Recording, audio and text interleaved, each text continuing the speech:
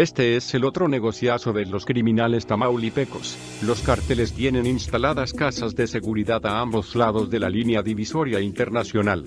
Incluso utilizan ranchos y negocios en territorio estadounidense. Lo anterior se revela en el informe Texas Public Safety Threat Overview.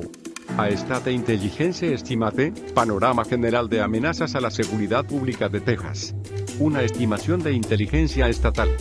De acuerdo con el documento elaborado por el Texas Department of Public Safety en colaboración con agencias de seguridad interior y nacional de Estados Unidos, los cárteles mexicanos se han hecho del control de ese negocio ilícito y lo han vuelto más violento.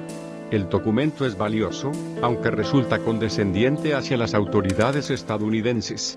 Pareciera que los delincuentes mexicanos hicieran todo solitos, sin colaboración de las mafias al otro lado de la frontera y sin la complicidad de servidores públicos de ese país, lo cual no sería posible. Más allá de eso, el informe revela que las principales organizaciones mexicanas de tráfico de drogas ahora comandan y controlan las operaciones de contrabando de personas en su territorio a lo largo de la frontera entre México y Estados Unidos. En el documento se establece que casi todos los migrantes que ingresan ilegalmente a Estados Unidos se valen de organizaciones criminales de contrabando, no necesariamente narcotraficantes. Y reconoce que estas organizaciones se encuentran en ese país y tienen la capacidad de mover personas a través de una red de casas clandestinas al interior de esa nación. Así, continúan traficando personas aunque éstas ya hayan ingresado a la Unión Americana. Contratan a organizaciones de traficantes para transportarlos e ingresarlos ilegalmente a Estados Unidos. El documento advierte que son muchas las organizaciones criminales que históricamente se han dedicado al contrabando de personas. Ahora, algunas de ellas tienen una particularidad, que están involucradas en otros delitos y hacen uso de la violencia. Una vez que las organizaciones ingresan a Estados Unidos a grupos de migrantes, el contrabando humano continúa a través de una red de inmuebles.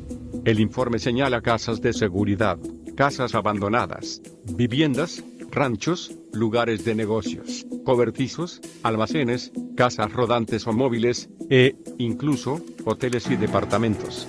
Las rutas se internan al centro y al norte del país y no se quedan en las ciudades aledañas o cercanas a la frontera. La duración de la estadía en un escondite puede variar desde unas pocas horas hasta varias semanas. Algunas organizaciones criminales utilizan casas secretas.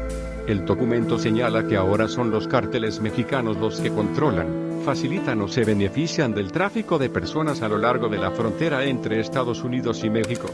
Los líderes y los miembros de los Zetas, el Cártel del Golfo, el Cártel de Juárez y el Cártel de Sinaloa dirigen las operaciones de contrabando de personas.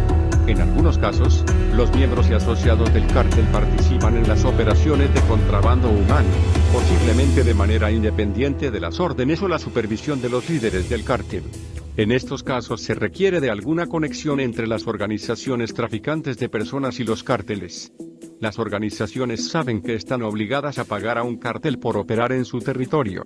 Sin embargo, en algunos casos, son los cárteles los que establecen las reglas sobre cómo y dónde pueden operar las organizaciones de contrabando de personas. Es decir, se han hecho del negocio.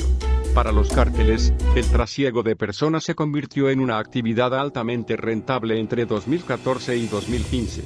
Desde entonces han buscado consolidar este trabajo como uno más dentro de su portafolio de negocios. Aunque las aprehensiones de migrantes ilegales se producen a lo largo de toda la frontera suroeste de Estados Unidos, en la actualidad están más concentradas en el sur de Texas, incluida la zona del Valle del Río Bravo. Como siempre, resulta que los estadounidenses saben más de lo que pasa de este lado de la frontera que los propios mexicanos.